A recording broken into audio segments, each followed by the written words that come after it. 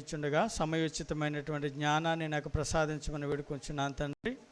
ఇదిగో తండ్రి ప్రభా, ఇంతటి పరిస్థితికి మమ్మల్ని దాసులుగా చేసినటువంటి, అదేవిధంగా వాక్య పరిచర్యలో పాలి భాగస్తులుగా చేసినటువంటి ఆత్మీయ తండ్రి జయశాలి శ్రీ పిడి సుందరరావు గారిని దీవించండి, ఆశీర్వదించండి, చక్కటి ఆయురారోగ్యాలు ప్రసాదించమని వేడుకొంచున్నాం నాయన. అదేవిధంగా తండ్రి ప్రభా, స్థానికంగా మమ్మల్ని అందరినీ కూడా ఆత్మీయతలో నడిపిస్తున్నటువంటి ఆత్మీయ తండ్రిగా ఉన్న దైవజనులు కేవి సత్యనారాయణ గారిని దీవించండి, ఆశీర్వదించండి. ఇగో తండ్రి ప్రభా, కూడి వచ్చిన ప్రతి ఒక్క బిడ్డను దీవించి చక్కగా నా మాటలు అర్థం కావటానికి సహాయం అనుగ్రహించమని యేసుక్రీస్తు వారి పేరటి ప్రార్థన విన్నపంలో అడిగి వేడుకొంచున్నాము తండ్రి, ఆమెన్. ఓకేనండి. ఒక ఆలోచనాత్మకమైనటువంటి అంశాన్ని మీకు తెలియజేయాలని అనుకుంటున్నాను. ఏంటంటే తెరవబడినటువంటి కన్నులు, తెరవబడిన కన్నులు అనేటువంటి అంశంపై, తెరవబడినటువంటి కన్నులు అనే అంశంపై బైబిల్ గ్రంథం నుంచి మీకు ప్రత్యేకమైనటువంటి ఆధ్యాత్మిక జీవితానికి ఉపయోగపడేటువంటి మాటలు మీకు తెలియచేయాలని ఆశపడతా ఉన్నాను. మనిషి కళ్ళు తెరిచిన వెంటనే, సహజంగా కళ్ళు తెరిచిన వెంటనే వెలుగుని చూస్తాం. కళ్ళు తెరిచిన వెంటనే మనకు కనిపించేది ఏంటంటే వెలుగు. అదే చీకటి అనుకో, చీకటి కనిపిస్తుంది. చీకటి కానీ వెలుగు కానీ, దాని తర్వాతే మనం ముందున్నటువంటి వస్తువును చూస్తాం. అది సహజంగా మనం కన్ను తెరిచిన వెంటనే కనిపించేటువంటి అంశం. అయితే తెరవబడినటువంటి కన్నులు అనేటువంటి అంశం నుంచి ఒక రెండు ఆధ్యాత్మికమైనటువంటి ఆలోచనాత్మకమైనటువంటి మాటలు మీకు తెలియచేయాలని అనుకుంటున్నాను.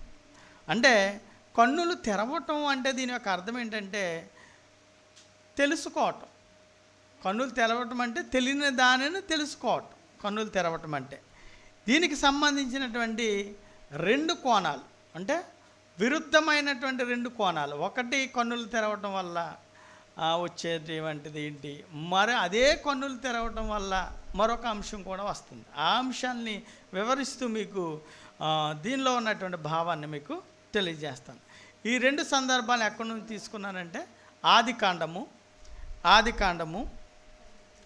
3వ అధ్యాయము, ఆది కాండం 3వ అధ్యాయము 5వ వచనం నుంచి చదువుకుందాం. ఆది కాండం 3వ అధ్యాయం 5వ వచనం.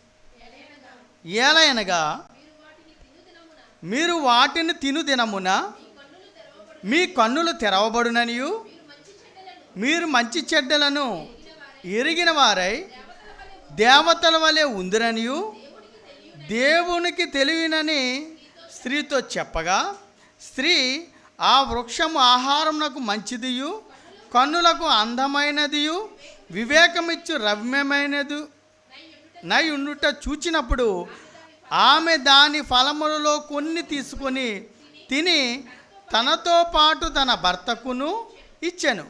అతడు కూడా తినెను.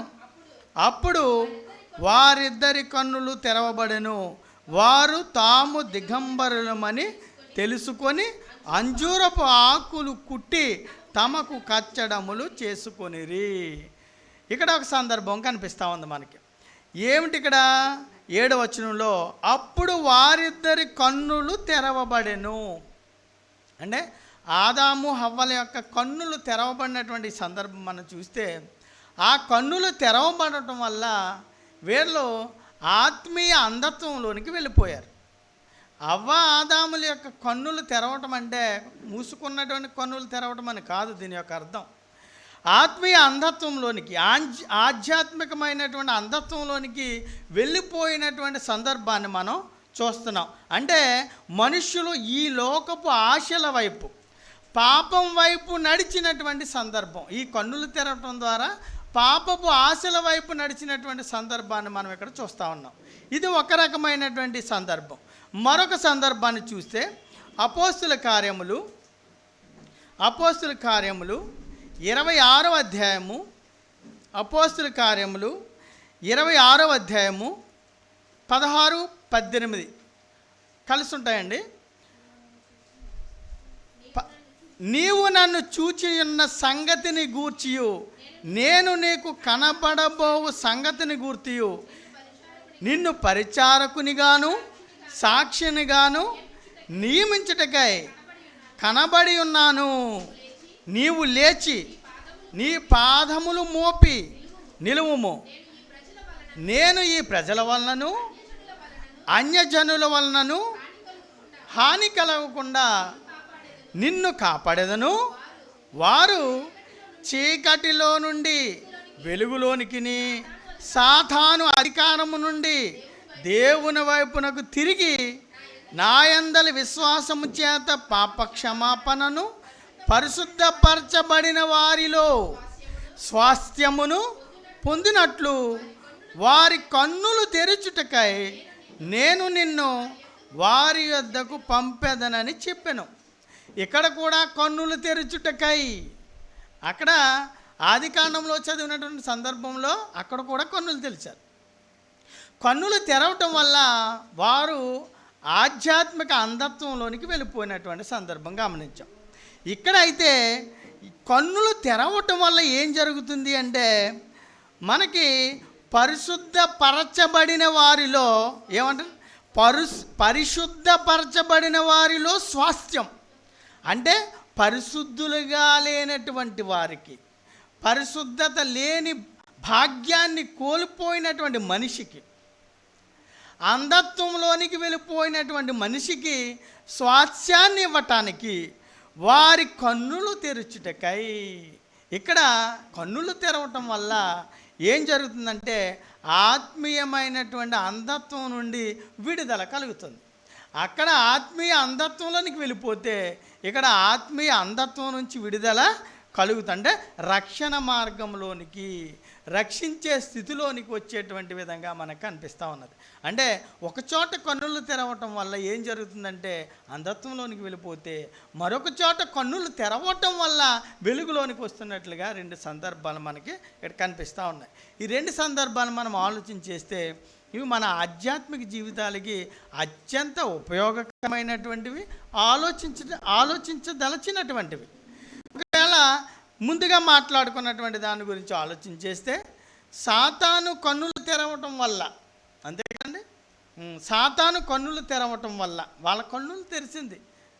సాతాను వచ్చి ఏమని చెప్పింది, మీరు చావనే, కరెక్ట్గా చెప్పింది అది, మీరు చావనే చావరు, మీ కన్నులు తెరవబడతాయి, మీ కన్నులు తెరిచిపోతే మీరు ఆ పండు తిన్నారనుకో మీ కన్నులు తెరవబడతాయని నిజం చెప్పింది. ఏ కన్నులు తెరవబడతాయో చెప్పలేదు. కన్నులు తెరవబడతాయనేటువంటి వాస్తవం అయితే చెప్పింది, కానీ ఏ కన్నులు తెరవబడతాయనేటువంటి విషయం చెప్పలేదు. ఏ కన్నులు తెరవాలో అనేటువంటి విషయం బైబిల్ గ్రంథం మనకి తెలియచేస్తూ ఉంది. దీన్ని బట్టి దేవునికి విరుద్ధంగా సాతాను ద్వారా తెరవబడినటువంటి ఆధ్యాత్మికమైనటువంటి ఆలోచనలోకి మీరు పరిశీలన చేశారనుకోండి, మీరు అంధత్వంలోనికి వెళ్ళిపోతారు. అంధత్వంలోనికి వెళ్ళిపోయారనుకో ఆత్మీయ సంబంధం దేవునికి మనిషికి తెగిపోతుంది అనేటువంటి విషయం మీరు గమనించారు. ఇదే విషయాన్ని రోమీలకు రాసినటువంటి లేఖలో, రోమీలకు రాసినటువంటి లేఖ 3వ అధ్యాయము 23వ వచనంలో చెప్తున్నాను చూడండి.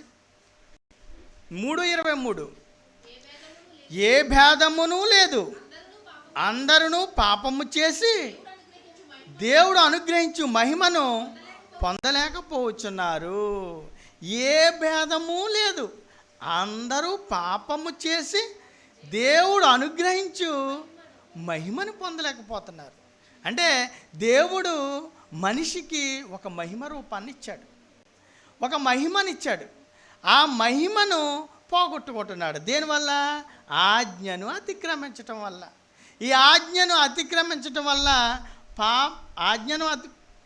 ఆజ్ఞాతిక్రమము పాపము కదా. పాపం వల్ల వచ్చేటువంటిది మరణం అనేటువంటి విషయాన్ని బైబిల్ గ్రంథం తెలిసింది. ఆజ్ఞను అతిక్రమించారు అవాదములు. అక్కడ ఏమిటది? తినవద్దు అన్నటువంటి పండుని తినటం ద్వారా వాళ్ళు ఆ పండును తినమని నిశ్చయంగా చచ్చేదమని దేవుడు చెప్పినటువంటి మాటను వాళ్ళు మర్చిపోయారు.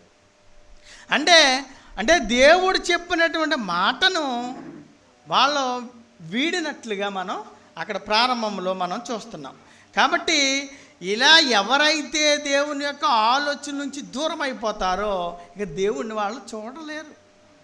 ఆధ్యాత్మిక ఆలోచన నుంచి దూరం అయిపోతే నువ్వు ఎంత ప్రయత్నించినా దేవుని చూడాలని, దేవుని కోసం ఆలోచించాలని, దేవుని కోసం ప్రవర్తించాలని నువ్వు ఎంత అనుకున్నా నువ్వు చేయలేనటువంటి స్థితిలోనికి వెళ్ళిపోతావు. ఇదే విషయాన్ని యోహాను గారు రాసినటువంటి మొదటి పత్రికలో చెప్తున్నాడు. చూడండి, యోహాను గారు రాసినటువంటి మొదటి పత్రిక 3వ అధ్యాయము 6వ వచనం. యోహాను గారు రాసినటువంటి మొదటి పత్రిక 3వ అధ్యాయము 6వ వచనం. ఆయన యందు నిలిచియుండు వాడెవడును పాపము చేయడు. అవాదములు ఉన్నారండి, పాపం ఎందుకు చేశారు అంటే ఆయన యందు నిలిచిలేరు. ఆ సందర్భంలో ఎవరో వచ్చి ఏదో చెప్పారని చేసేయటమే. ఆల్రెడీ దేవుడు ఒక విషయాన్ని చెప్పారు. ఏంటి? నువ్వు మహిమా స్వరూపం కలిగి ఉన్నావు. నువ్వు మహిమా స్వరూపం కలిగి ఉన్నటువంటి నువ్వు మహిమ కలిగినటువంటి వాడు ఏ ప్రవర్తన అయితే కలిగి ఉంటాడో అదే ప్రవర్తన నువ్వు కలిగి ఉండాలి. ఆ విషయం నీకు తెలిసిపోద్ది. ఏ పండు తింటే, ఒకవేళ పండు తిన్నావు అనుకో, ఆ విషయాన్ని దాటి వెళ్ళిపోయి మరొక విషయం నీకు అర్థమవుతుంది. కనుక ఆ పండు తినేదేనమ్మ నువ్వు నిశ్చయంగా చచ్చిపోతావు. కానీ వీళ్ళు ఏం చేశారు? తినేశారు. అలా తిన్నటువంటి వారు ఏమవుతున్నారు? ఆయన యందు నిలిచి ఉండువాడెవడు పాపం చేయడు, పాపము చేయువాడెవ్వడును ఆయనను చూడను లేదు, ఎరువును లేదు. ఎప్పుడైతే ఈ పండు తిన్నారో వాళ్ళు పాపము చేశారు. పాపము చేయటం వల్ల దేవుడు వస్తున్నటువంటి సందర్భాన్ని చూసి వాళ్ళు ఏం చేశారు? దాక్కున్నారు, వెళ్ళిపోయి దాక్కున్నారు. ఆదాము ఎక్కడున్నావంటే, నీ చప్పుడు విని నేను దాక్కున్నాను. ఏంటి చప్పుడు విని దాక్కున్నావా? నువ్వు ఎందుకు దాక్కోవలసినటువంటి పరిస్థితి వచ్చింది నీకు అంటే ఆయనలో నువ్వు లేవు అనమాట. గీత దాటేస్తావు. ఇవి ఏ కన్నులు తిరగటం వల్ల జరుగుతుంది అంటే సాతాను ద్వారా తెరవబడినటువంటి కన్నులు. సాతాను చెప్పినటువంటి మాట, దేవునికి వ్యతిరేకమైనటువంటి జీవితం ద్వారా ఆలోచించేటువంటి వాటి వల్ల ఈ పరిస్థితులు వస్తాయనేటువంటి విషయం మీరు గమనించాలి. అదే మనకి ఆదికాండంలో చూస్తే, ఆదికాండం 3వ అధ్యాయము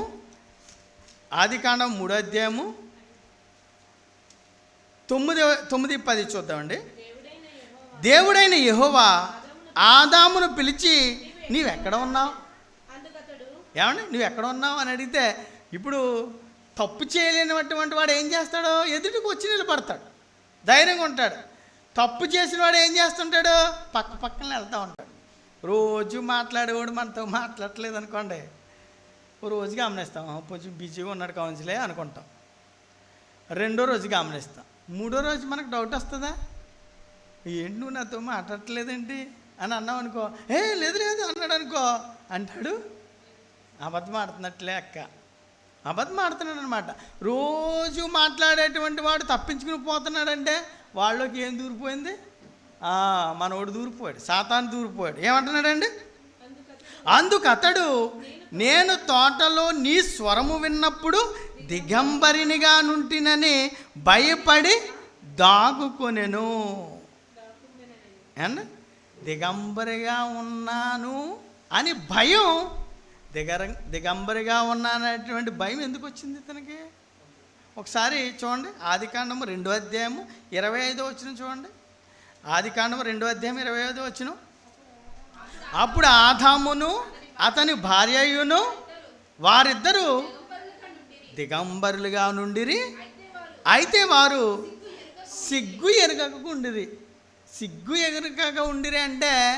అంటే ఆత్మీయంగా ఉన్నారు వాళ్ళు. దేవుని మహిమ వాళ్ళని కప్పి ఉన్నది, వాళ్ళకి తెలియలేదు. అనవసరమైనటువంటి విషయం. దేవుడు అవసరమైనటువంటి విషయాన్ని చెప్తాడు మనకి.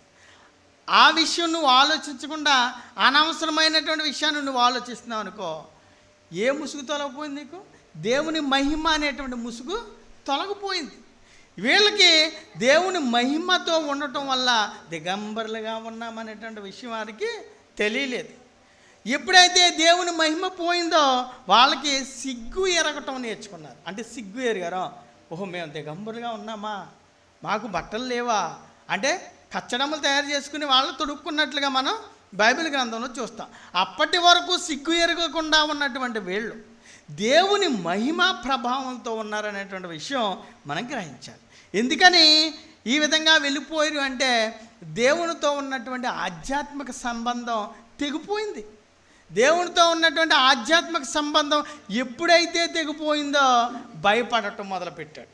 అంతే కదండి, అప్పుడే కదా వీడు భయపడిపోతున్నాడు. ఆదాము, నిన్ను చూడి దాక్కున్నాను, భయం వేసి దాక్కున్నాను అని అంటున్నాడంటే ఆధ్యాత్మిక సంబంధం తెగిపోయింది అనమాట. అంటే దీన్ని ఒక ఎగ్జాంపుల్గా మీకు చెప్తాను. సెల్ ఫోన్ ఉంది మీ దగ్గర, ఒక సిమ్ వేసుకున్నారు, సెల్ టవర్ ఎక్కడో ఉంది. మీరేం చేస్తారు?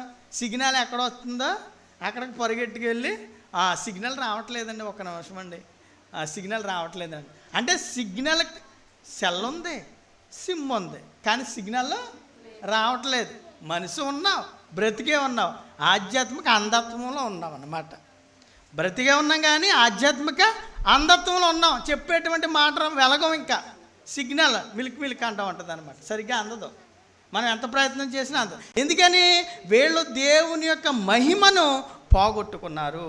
ఇలాగే దేవుని యొక్క మహిమను పోగొట్టుకుంటాం కానీ, దేవుని యొక్క ఆజ్ఞను అతిక్రమించటం కానీ, దేవుని యొక్క మాటను వినకపోవటం కానీ చేస్తున్నాము అంటే మనం దేవునికి దూరం. అంటే నా దేవుని యొక్క అంటే పాపము చేయనటువంటి వాడు దేవుణ్ణి చూడగలడు, మాట్లాడగలడు అనేటువంటి మాటను మనం చూసాం.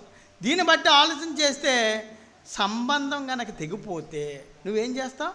ఆజ్ఞను అతిక్రమిస్తావు, దేవుడు చెప్పిన మాట వ్యతిరేకమైనటువంటి పనులు చేస్తావు. అటువంటి ఒక సందర్భాన్ని మీకు చూపించి మరలా ముందుకు వెళ్తాను. యెహోషువ గ్రంథము 7వ అధ్యాయము.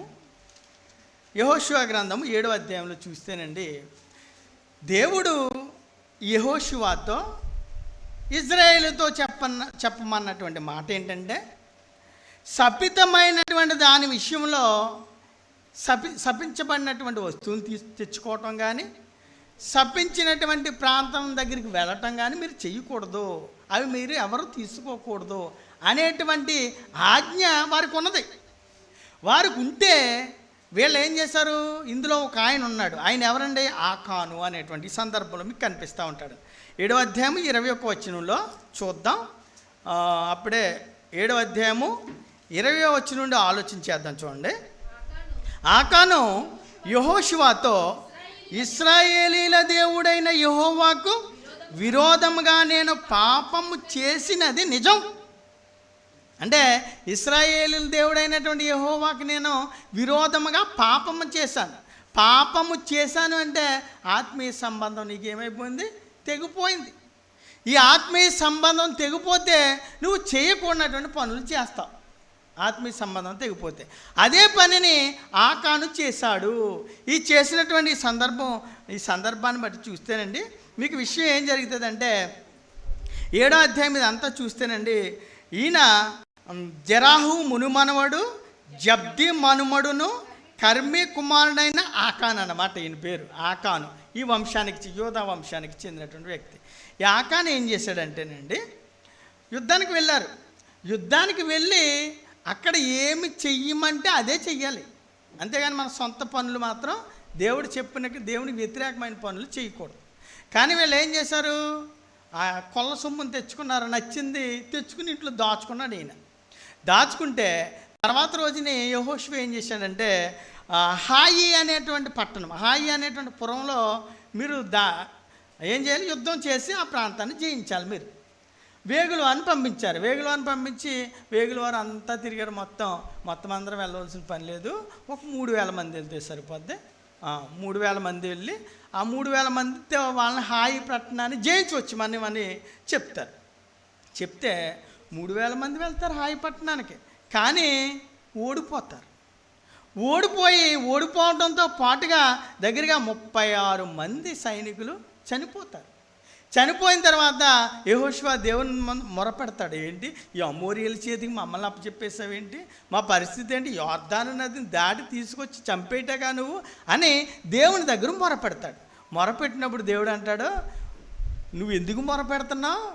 నేను చేయకూడదన్నటువంటి పనులు ఇజ్రాయేల్ చేశారు, నువ్వు అది కొనుక్కో ముందు అని చెప్పినప్పుడు దేవుడు భయపరిచే విధంగా మొత్తం ఆ గోత్రాలన్నింటినీ ఒకరి తర్వాత ఒకరు దేవుడు ఏం చేశాడు?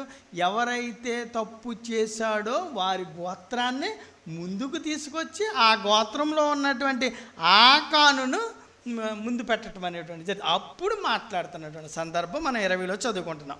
21 దోపుడు సొమ్ములో ఒక మంచి సీనారు పై వస్త్రమును 200 తులముల వెండిని 50 తులములు ఎత్తుగల ఒక బంగారు కమ్మిని నేను చూచి వాటిని ఆశించి తీసుకుంటుని.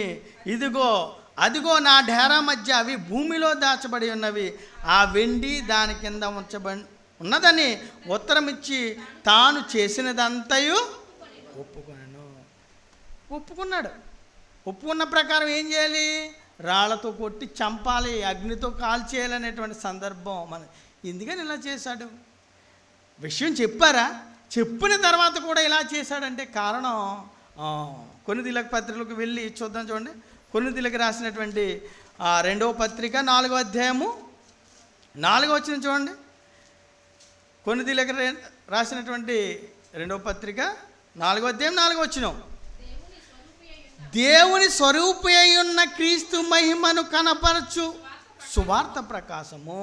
మనం దేవుని స్వరూపి అయి ఉన్న క్రీస్తు మహిమలో ఉన్నాం. మనం ఆ యొక్క చట్టాలను కానీ ఆ యొక్క ఆజ్ఞలను కానీ మీరు మితిమీరకూడదు. ఉండాలి అంటే దేవుని యొక్క మహిమలో ఉండాలి. మీరు ఆ మహిమలో ఉండకుండా ఉంటే గనక ఏమైపోతుందంట?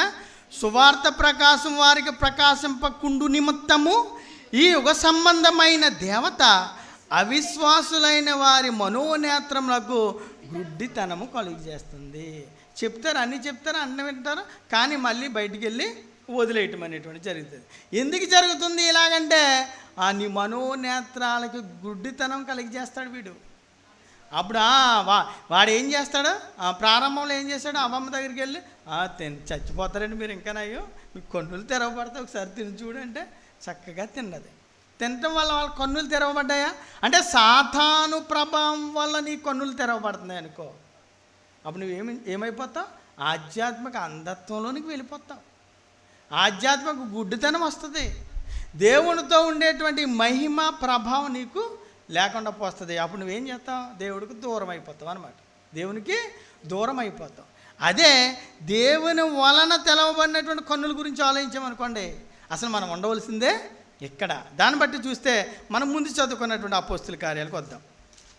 అపోస్తుల కార్యములు 26వ అధ్యాయము 26:16 నీవు నన్ను చూచి ఉన్న సంగతిని గూర్చి నేను నీకు కనబడబో సంగతిని గూర్చి నిన్ను పరిచారకునిగాను సాక్షినిగాను పెడుతున్నాను. ఎందుకు?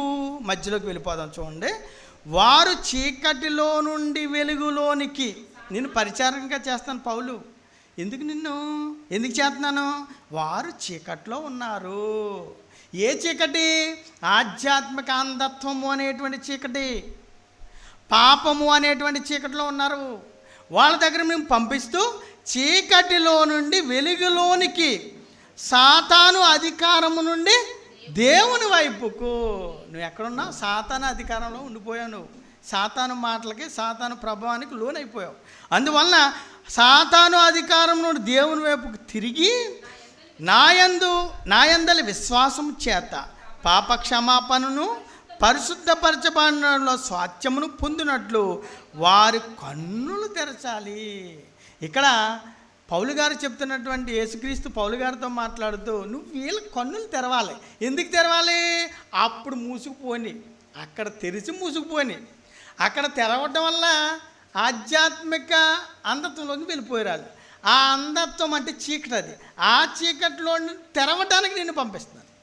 ఆ పంపించడం వల్ల ఏమొస్తుంది? వాళ్ళకి ముందు నా యందు విశ్వాసం కలగాలి. విశ్వాసం ఉంటేనే వాళ్ళకి స్వాస్థ్యంలో భాగం వస్తుంది అనేటువంటి మాటను చెప్తా ఉన్నాం. ఈ మాటలు చూడండి ఎంత ఆశ్చర్యంగా ఉంటాయంటే, పేతురు గారు రాసినటువంటి మొదటి పత్రిక 2వ అధ్యాయం 9వ వచనం చూడండి. అయితే మీరు చీకటిలో నుండి ఆశ్చర్యకరమైన తన వెలుగులోనికి. ఏమండి, మీరు అందరూ చీకట్లో ఉన్నారు. చీకట్లో ఉండేటువంటి ఆశ్చర్యకరమైన వెలుగులోనికి ఏంటి? కన్నులు ప్రశాంతంగా కనిపిస్తూ ఉంటాయి.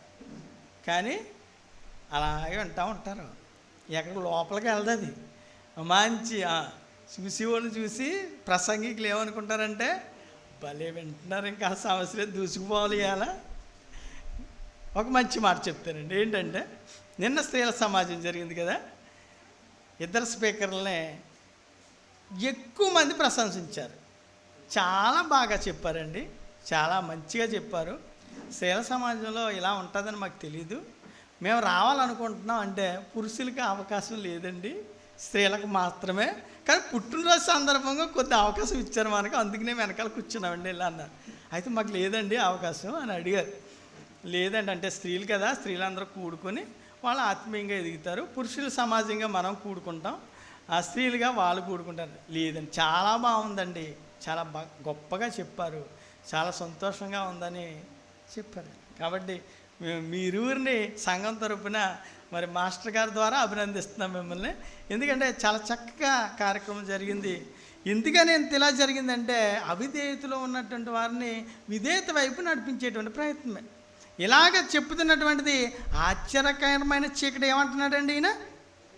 మీరు చీకట్లో నుండి ఆశ్చర్యకరమైన తన వెలుగులోనే ఉన్నాం అనుకుంటాం మనం, కానీ చీకట్లోనే ఉంటాం. ఇది ఎంత ఆశ్చర్యం అంటే నువ్వు చీకట్లో ఉన్నావు అనేటువంటి సంగతి నీకు తెలీదు. అదే ఆశ్చర్యం. చీకట్లో ఉన్నావు అనేటువంటి సంగతి నీకు తెలియదు కనుక ఆ చీకట్లో ఉన్నటువంటి నిన్ను ఆశ్చర్యకరమైనటువంటి స్థితిలోనికి తీసుకొస్తాడు దేవుడు. ఎలా తీసుకొస్తాడు? ఎంతటి ఆశ్చర్యం ఇది అంటే కొరింథీయులకు రాసినటువంటి రెండో పత్రిక 3వ అధ్యాయము 18వ వచనం చూడండి. ఎంత ఆశ్చర్యం అంటే 18, మనం అందరమును ముసుగులేని ముఖముతో ప్రభు యొక్క మహిమను అద్దము వలె ప్రతిఫలింప చేయొచ్చు, మహిమ నుండి అధిక మహిమ పొందుచు ప్రభు ఆత్మచేత ఆ పోలికగానే మార్చబడుచున్నాము. ఆ పోలికగానే మార్చబడు. ఏ పోలిక ఇది చూడండి. ఎంత ఆశ్చర్యం అంటే మీరు ఈ ఆశ్చర్యకరమైన సంగతి మనకు అర్థం కాకపోతే ఈ విషయం మనకి అర్థం కాదండి. ఆ పోలికలోకి మార్చబడిపోతున్నాం. ఏ పోలిక? ఆదికాండం మొదటి అధ్యాయము 26వ వచనం. దేవుడు మన స్వరూపమందు మన పోలిక చెప్పున నరులను చేయదము. దేవుని పోలికలోకి నువ్వు మారిపోతున్నావు ఈయన మహిమ వల్ల. ఆ మహిమను పోవటం వల్ల, మహిమలో లేకపోవటం వల్ల వారు ఆధ్యాత్మిక అంధత్వంలోకి వెళ్ళిపోయి పాపంలోకి పోయినటువంటి సందర్భాలను చూస్తున్నాం. పాపములో ఉన్నటువంటి మనల్ని ఆశ్చర్యకరమైనటువంటి రీతిగా అయినా దేవుని పోలికగా మనల్ని మార్చేస్తున్నాడు. అక్కడ ఏమైపోయింది? సిగ్నల్ కట్ అయిపోయింది. ఇప్పుడు మరలా ఏమవుతుంది? మరలా సిగ్నల్లో మీకు సెల్ ఫోన్ ఎగ్జాంపుల్ చెప్పాను కదా, సెల్ టవర్ దగ్గరకు వచ్చేసింది అనమాట. సెల్ టవర్ దగ్గరగా ఉంటే సిగ్నల్ ఎక్కడున్నా చక్కగా అందుతుంది. ఈ సెల్ టవర్ ఎవరు మనకి? యేసుక్రీస్తు వారే. యేసుక్రీస్తు వారు ఆయన మహిమ నీ మీదకి వచ్చింది. ఇప్పుడు ఆ మహిమ రావటం వల్ల నువ్వు మరలా ఏ పోలికలోకి వెళ్ళిపోతున్నావు? దేవుని పోలికలోనికి వెళ్ళిపోతున్నావు. ఎందుకంటే దేవుని స్వరూపాన్ని కలిగినటువంటి ఆదాము పాపము చేయటం వల్ల ఆ స్వరూపాన్ని పోగొట్టుకున్నాడు. కానీ యేసుక్రీస్తు వారి ద్వారా మనం మరలా ఏ పోలికలోకి వెళ్ళిపోతున్నాం? ఆ పోలిక అంటే దేవుని యొక్క పోలికలోనికి వెళ్ళిపోతున్నాం. కాబట్టి ఈ విధంగా వెళ్ళిపోతే ఎలా ఉంటుందో ఒక సందర్భం చూద్దామండి. రాజుల రెండవ గ్రంథము 6వ అధ్యాయము 16వ వచనం. 6వ అధ్యాయము 16వ వచనం. అతడు భయపడవద్దు, మన పక్షముననున్నవాడు వారికంటే అధికులై ఉన్నారు. నువ్వు భయపడిపోతున్నావు. ఏంటి సందర్భం ఇదంటే సిరియా రాజు ఇజ్రాయేల్ మీదకి దండెత్తి రావాలని ప్రణాళిక చేసుకుంటూ ఉంటాడు. ప్రణాళిక చేసుకుంటున్నప్పుడు అక్కడ ఉన్నటువంటి ప్రవక్త ఎవరు? ఎలీషా గారు. ఈ ఎలీషా ఇజ్రాయేల్ రాజుకి ఏం చెప్తాడంటే, ఇదిగో సిరియా రాజు ప్రాంతానికి యుద్ధానికి వద్దాం అనుకుంటున్నాడు, నువ్వు అక్కడ నుండి షిఫ్ట్ అయిపో అని చెప్తాడు. మరలా ఏం జరిగింది? మరలా 2వ రోజున ప్లాన్ చేసుకుంటాడు రాజు. మరలా ఎలీషా గారు ఏం చేస్తాడో, నువ్వు ఇక్కడ నుంచి వెళ్ళిపోయి మరొక చోటకి వెళ్ళిపోవని చెప్తాడు. ఇప్పుడు డౌట్ ఎవరికి వచ్చిందండి? సిరియా రాజుకి వచ్చింది. ఇదేంటి, మన సైన్యంలో ఇజ్రాయేల్కి సంబంధించిన వాడు ఎవడో ఉన్నాడు, వాడు ఏం చేస్తున్నాడు, మనం ప్లాన్ చేసుకుంటున్నాం ఇక్కడ, వాడు వెళ్ళి చెప్పేస్తున్నాడు. లేకపోతే సిరియా రాజు, ఇజ్రాయేల్ రాజు ఎందుకు దొరకడు మీకు అని అంటే, అందులో ఉన్నటువంటి సైనికుల్లో ఒక సైనికుడు ఏం చెప్తాడంటే, అది కాదు మహాప్రభు, అక్కడ ఎలీషా అనేటువంటి ఒక ప్రవక్త ఉన్నాడు, దేవుని ప్రవక్త. మనం ఇక్కడ ఏదైతే మాట్లాడుకుంటున్నామో అక్కడ ఆయనకి తెలిసిపోతుంది. ఎందుకని? దేవుని యొక్క మహిమతో ఉన్నాడు ఆయన. సెల్ ఫోన్ సిగ్నల్ కనెక్ట్ అయిపోయినట్టు సిరియా రాజు ఏదైతే అనుకుంటున్నాడో ఆ సిగ్నల్ ద్వారా ఈయనకి ఏమైపోతుంది, తెలిసిపోతుంది. ఈ తెలిసిపోయినటువంటి విషయాన్ని ఇశ్రాయేల్ రాజుకి చెప్పేస్తున్నాడు. ఇజ్రాయేల్ రాజు ఏం చేస్తున్నాడు, అక్కడి నుంచి వెళ్ళిపోతున్నాడు. కానీ ఒకరోజు అప్పుడు ఏం చేశాడు తెలుసా? అసలు దెబ్బ కొట్టాలంటే ఇప్పుడు ఎవరిని కొట్టాలి? ఎలీషాను కొట్టేస్తే ఇంక మనం ఇజ్రాయేల్ ప్రాంతాన్ని అడ్డుకోవచ్చని చెప్పినప్పుడు ఎలీషా దగ్గరకు వచ్చేస్తాడు. లేచిన వెంటనే తన సేవకుడు, తన పరిచారకుడైనటువంటి గెహాజీ ఏమంటాడు? గెహాజీ తలుపు తీసిన వెంటనే బోళ్ళంత సైన్యం ఉంటుంది. ఇంకా లోపలికి వచ్చి ఇంకా అయిపోయింది మన పని, ఇంకేముంది మహాప్రభు, వచ్చేసింది సిరియా దండు, మనం చచ్చిపోతామంటే, ఓరు అల్ప విశ్వాసి. ఇప్పుడు ఏమంటున్నాడు చూడండి ఇక్కడ 16 అండి, ఏంటండి 16 అండి. భయపడవద్దు, మన పక్షమున ఉన్న వారికంటే అధికులు అయి ఉన్నారు చెప్పి, యెహోవా వీడు చూచున్నట్లు దయచేసి వీడు కళ్ళు. ఆధ్యాత్మికలో ఉన్నాడు కదా ఈయన. ఎవరితో ఉన్నాడు ఈయన? ఎలీషాతో ఉన్నాడు. యేసుక్రీస్తు వారు గొప్ప గొప్ప కార్యక్రమాలు చేస్తూ ఉన్నప్పుడు అన్నీ చూసినటువంటి వీళ్ళు పేతురు గారు ఉన్నారు. పేతురు గారు నీళ్ళపై నడుచుకుంటూ వెళ్తాడు. నీళ్ళపై నడుచుకుంటూ వెళ్తాడా? నేను వస్తాను నీకులా నడుచుకుంటూ వచ్చేతన్నప్పుడు అసలు ఎదురుగుండా ఉన్నాడు ఎవడు? మహాశక్తి సంపన్నుడు, మహిమ కలిగినటువంటి రాజు. ఆయన చూసి మరలా నువ్వు డౌట్ పడొచ్చా? అందుకే ఏమంటా పేతురు మళ్ళీ నువ్వు పోతున్నాడు మహాప్రభు కాపాడమంటాడు ఆయన. అప్పుడేమంటాడు? అల్ప విశ్వాసి. ఈయన ఏమన్నాడు? గెహాజీ ఒక్కసారి వీడు కన్నులు తెరువు అని చెప్పినప్పుడు ఏం జరిగిందండి? వాడు ఎలీషా చుట్టూను పర్వతము, అగ్ని, గుర్రముల చేత, రథముల చేత నిండుట చూచాను. ఒక్కసారి ఆ మహిమ ప్రభావం ఎంత గొప్పగా ఉంటుంది చూడండి. మీకు ఇంతటి మహిమ ప్రభావాన్ని ఆదాము పోగొట్టుకున్నాడు. అందుకనే దేవునితో ఆధ్యాత్మిక సంబంధాన్ని పోగొట్టుకుంటాం అనేటువంటి మనం చూసాం. కానీ ఆధ్యాత్మిక సంబంధం కలిగినటువంటి వాళ్ళు ఎంత ధైర్యంగా ఉన్నారు చూడండి. ఒక్కసారి వీడికి కన్నులు తెరి అసలు విషయం వీడికి కనిపిస్తుంది. కాబట్టి అంధత్వంలో ఉంటే మనకి ఏమీ కనిపించవు. కానీ మన మనోనేత్రాలు వెలిగింపబడితే, దేవుని వల్ల వెలిగింపబడితే ఎంత అద్భుతంగా ఉంటుందో. ఎఫెసీ పత్రిక 1వ అధ్యాయము 17వ వచనం. ఎఫెసీ పత్రిక 1వ అధ్యాయము 17వ వచనం.